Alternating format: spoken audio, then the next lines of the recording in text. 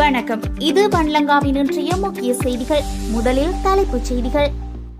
இன்று முதல் எரிபொருள் விநியோகத்திற்காக QR முறை. எரிபொருள் விநியோகம். இலங்கை பெட்ரோலிய கூட்டுத்தாபனம் வெளியிட்ட அறிவிப்பு. யாழ் பல்கலையில் போதை மாத்திரை விற்பனை செய்த இளைஞன் கைது. அரச நிறுவனங்களுக்கு வருகிறது கிடுக்குப்பிடி. நியமிக்கப்படும் புதிய புலனாய்வுக்குழு. ஈரானின் மூத்த உளவுத்துறை அதிகாரிகளை தாக்கியளித்த இஸ்ரேல். நெதன்யாகு கொல்லப்பட்டாரா? வெளியான காணொளியால் வெடித்த சர்ச்சை. இஸ்ரேலிய உளவு வலையமைப்பு ஈரானில் அம்பலம். 20 பேர் அதிரடியாக கைது. பெஞ்சமின் நெதன்யாகுவை கொள்வோம். ஈரான் புரட்சிகரப்படை சபதம். முஜ்தபா கமேனி எப்படி உள்ளார்? ஈரானில் இருந்து வெளியான அறிவிப்பு. மீண்டும் சவுதியின் சுல்தான் விமானப்படை தளம் மீது ஈரான் தாக்குதல். இனி விரிவான செய்தி. இன்று முதல் எரிபொருள் விநியோகத்திற்கான QR முறை. நாட்டில் மீண்டும் எரிபொருளை பெறுவதற்கான QR குறியீட்டை மீண்டும் செயற்படுத்த அரசாங்கம் முடிவு செய்துள்ளது. மத்திய கிழக்கில் நடந்து வரும் ராணுவ சூழ்நிலை காரணமாக எரிபொருள் விநியோக பாதைகள் நாளுக்கு நாள் தடைப்பட்டு வருவதாலும், நாட்டில் எரிபொருளுக்கான தேவை அசாதாரணமாக அதிகரித்து வருவதாலும், நாட்டின் தற்போதைய எரிபொருள் இருப்பு குறித்து எச்சரிக்கையாக இருக்க வேண்டியிருப்பதாலும் குறித்த நடவடிக்கை எடுக்கப்பட்டுள்ளது. இது தொடர்பில் எரிசக்தி அமைச்சகம் வெளியிட்ட அறிக்கையில், இந்த QR குறியீடு இன்று காலை 6 மணி முதல் எரிபொருள் வாங்குவதற்கு செயற்படுத்தப்படும் என்று தெரிவித்துள்ளது.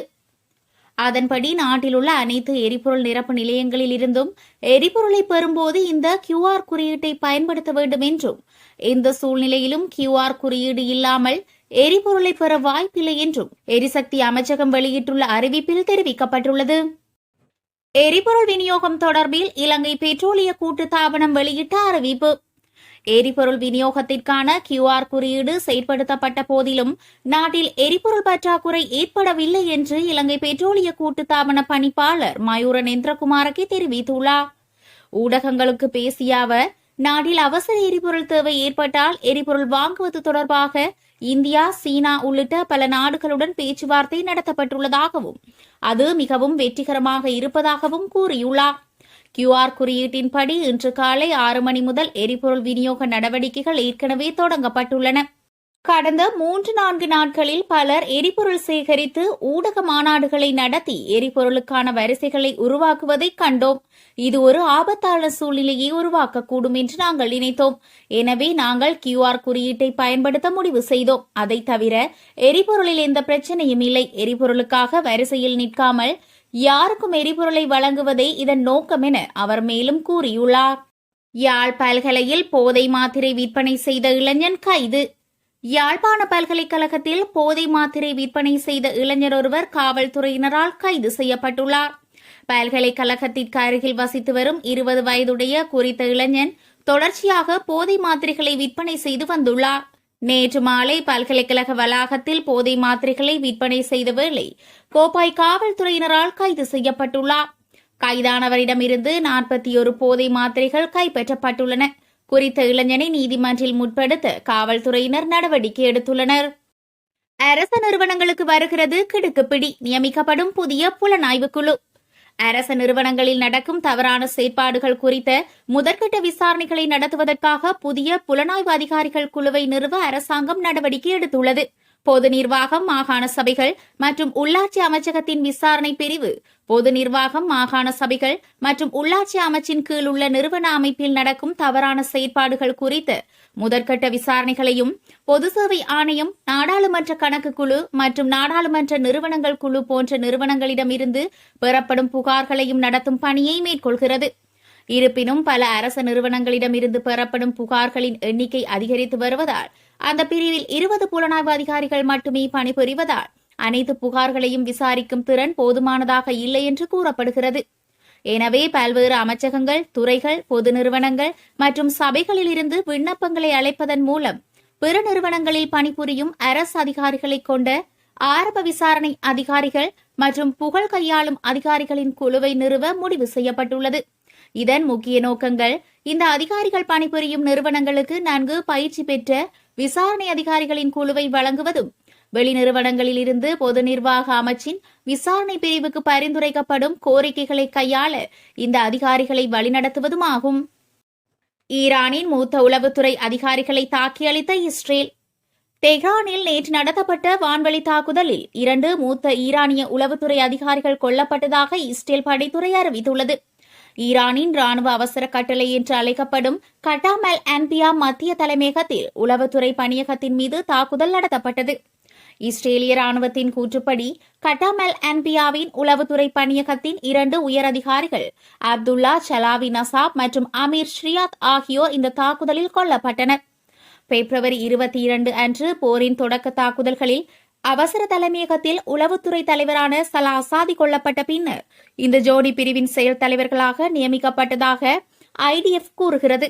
இருவரும் மூத்த உளவுத்துறை தளபதிகள் மற்றும் ஈரானிய உளவுத்துறை சமூகத்தில் முக்கிய நபர்கள். கூடுதலாக இருவரும் ஈரானிய ஆட்சியின் உயர் தலைமைக்கு நெருக்கமானவர்கள் என்று ஐடிஎஃப் மேலும் தெரிவித்துள்ளது. ஈரானின் அடுத்த இலக்கு துபாய், அபுதாபி நகரங்களுக்கு எச்சரிக்கை. மத்திய கிழக்கில் பதற்றம் அதிகரிக்கும் நிலையில் ஈரான் ராணுவம் ஐக்கிய அரபு ராச்சியத்தில் உள்ள முக்கிய துறைமுக பகுதிகள் மற்றும் அமெரிக்கா தொடர்புடைய இடங்களை நியாயமான இலக்குகள் என அறிவித்துள்ளது. இந்நிலையில் குறித்த பகுதியில் உள்ள மக்கள் உடனடியாக வெளியேறுமாறு எச்சரிக்கை விடுக்கப்பட்டுள்ளது. குறிப்பாக துபாயில் ஜெபல் அலி துறைமுகம், அபுதாபியில் காலிபா துறைமுகம் மற்றும் புஜைரா துறைமுகம் ஆகியவற்றை ஈரான் இலக்குகளாக கருதுகிறது. ஈரான் எச்சரிக்கை அமெரிக்கா மேற்கொண்ட ராணுவ தாக்குதல் காரணமாக எச்சரிக்கை வெளிவந்தது என கூறப்படுகிறது.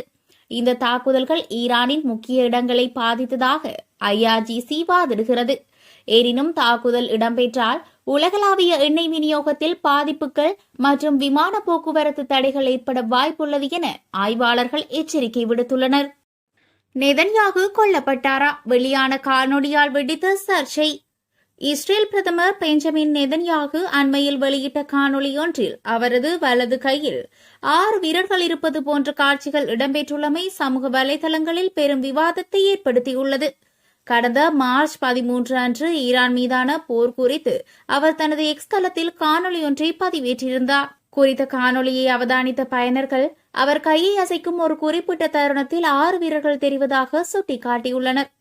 இதனைத் தொடர்ந்து நெதன்யாகு ஏற்கனவே கொல்லப்பட்டு விட்டதாகவும் தற்போது வெளியாகும் காட்சிகள் செயற்கை நுண்ணறிவு மூலம் உருவாக்கப்பட்ட போலி காணொளிகள் எனவும் தெரிவித்து வருகின்றனர்.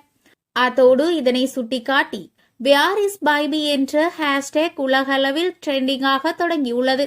இந்த வதந்திகள் குறித்து எக்ஸ் தளத்தில் க்ரோக் ஏஐ விளக்கம் அளிக்கையில் நெதன்யாகு அந்த காணொளியில் 5 விரல்களை மட்டுமே கொண்டுள்ளார் என தெரிவித்துள்ளது. அத்தோடு ஒளிப்பதிவு செய்யப்பட்ட கோணம் மற்றும் கையின் வேகமான அசைவு காரணமாக ஏற்பட்ட ஒரு மாய தோற்றமே அதுவென்று தெரிவித்துள்ளது.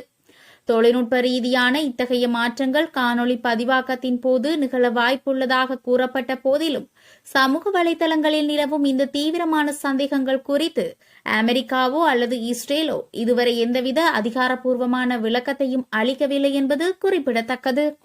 இஸ்ரேலிய உளவு வலையமைப்பு ஈரானில் அம்பலம், 20 பேர் அதிரடி கைது. இஸ்ரேலிய உளவுத்துறையுடன் இணைந்து உளவு பார்த்த குற்றச்சாட்டின் பேரில் 20 பேரை ஈரானிய பாதுகாப்பு படையினர் கைது செய்துள்ளனர். மேற்கு அஜர்பைஜான் மாகாணத்தின் நிர்வாக மையமான உருமியா நகரில் இந்த கைது முன்னெடுக்கப்பட்டுள்ளது. இந்த நிலையில் இஸ்ரேலுடன் தொடர்புடைய கூலிப்படையினரின் பல வலையமைப்புகளை பாதுகாப்பு படையினர் கண்டறிந்து முறியடித்துள்ளதாக மாகாண வழக்கறிஞர் தெரிவித்துள்ளார். கைது செய்யப்பட்ட நபர்கள் ராணுவம், காவல்துறை மற்றும் ஏனைய பாதுகாப்பு தொடர்பான இடங்கள் குறித்த தகவல்களை வழங்குவது உள்ளிட்ட நடவடிக்கைகளில் சியோனிச எதிரியுடன் ஒத்துழைத்தனர் என அவர் குறிப்பிட்டுள்ளார். நீதிமன்ற உத்தரவின் பேரில் 20 சந்தேக நபர்களும் காவலில் வைக்கப்பட்டுள்ளதுடன் மேலதிக விசாரணைகளையும் முன்னெடுத்து வருகின்றது. பெஞ்சமின் நெதன்யாகுவை கொள்வோம், ஈரான் புரட்சிகர படை சபதம். இஸ்ரேல் பிரதமர் பெஞ்சமின் நெதன்யாகுவை கொள்வோம் என ஈரான் ராணுவம் சபதம் செய்துள்ளதாக அந்நாட்டு அரச ஊடகங்கள் தெரிவித்துள்ளன. ஈரானின் அரை அதிகாரப்பூர்வ மெஹர் செய்தி நிறுவனம் ஐஆர்ஜிசி இஸ்லாமிய புரட்சிகர காவல் படை அவரை தொடர்ந்து துரத்தி சென்று கொள்ளும் என்று தெரிவித்துள்ளது. இஸ்ரேலில் உள்ள இலக்குகள் மற்றும் பிராந்தியத்தில் உள்ள 3 அமெரிக்க தளங்கள் அதன் 52வது அலை தாக்குதல்களில் அளிக்கப்பட்டதாகவும் ஐஆர்ஜிசி தெரிவித்துள்ளது. இதேவேளை ஈரான் இஸ்ரேலை நோக்கி ஏவுகணைகளை ஏவியதாக இஸ்ரேல் பாதுகாப்பு படைகள் கூறுகின்றன. அச்சுறுத்தலை தடுக்க தற்காப்பு அமைப்புகள் செயற்பட்டு வருவதாகவும் பாதிக்கப்பட்ட பகுதிகளில் உள்ள மொபைல் போன்களுக்கு முன்னெச்சரிக்கை செய்தி அனுப்பப்பட்டுள்ளதாகவும் அவை தெரிவித்தன. பொதுமக்கள் பாதுகாக்கப்பட்ட இடங்களுக்கு நுழைந்து மறு அறிவிப்பு வரை அங்கேயே இருக்குமாறு அதை எச்சரிக்கிறது. இஸ்லாமிய புரட்சிகர காவல்படையுடன் இணைக்கப்பட்ட ஈரானிய ஃபார்ஸ் செய்தி நிறுவனம் ஈரானிலிருந்து ஏவுகணைகளின் புதிய அலை ஏவப்பட்டுள்ளதாகவும் லெபனான் போராளி குழுவான ஹிஸ்புல்லாவும் இஸ்ரேலின் வடக்கு பகுதிகளை நோக்கி ஏவுகணைகளை அல்லது ட்ரோன்களை ஏவியுள்ளதாகவும் தெரிவித்துள்ளது. முஜ்தபா கமேனி எப்படி உள்ளார்? ஈரானிலிருந்து வெளியான அறிவிப்பு. முஜ்தபா கமேனி ஈரானின் உச்ச தலைவராக கடந்த வாரம் நியமிக்கப்பட்டதிலிருந்து பொதுவெளியில் தோன்றவில்லை. எனினும் முஜ்தபா கமேனி நல்ல ஆரோக்கியத்துடன் இருப்பதாகவும் நிலையை முழுமையாக கட்டுப்படுத்துவதாகவும் ஈரானின் வெளியுறவு அமைச்சர் அப்பாஸ் அராக்சி ஊடகம் ஒன்றுக்கு அளித்த பேட்டியில் குறிப்பிட்டுள்ளார். முஜ்தபா கமேனி ஈரான் உச்ச தலைவராக மார்ச் 8 அன்று நியமிக்கப்பட்டதிலிருந்து பொதுவெளியில் தோன்றவில்லை.